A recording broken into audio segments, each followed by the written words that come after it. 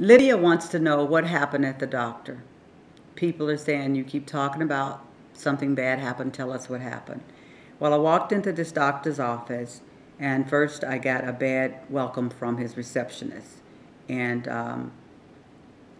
it was it was just a cold person, and I went and sat down, and by the time I went into the doctor's office, he walked in and asked me what was I there for.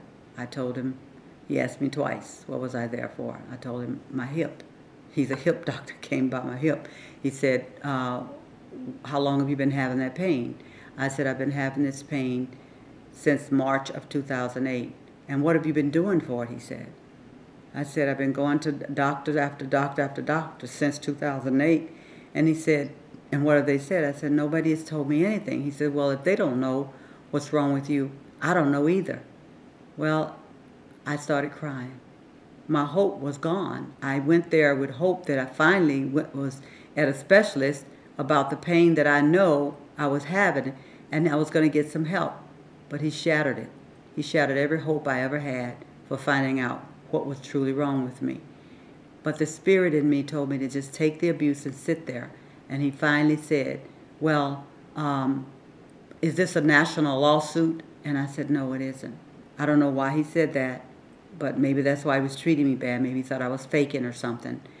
But then he said, well, get on the table. Let me examine you. When he examined me, the pain was excruciating. I was crying every time he raised my leg. And when he got done, he asked me, did I have any grinding or anything in my hip? And I told him I did. And he said, well, I'm going to, he said, I didn't get anything.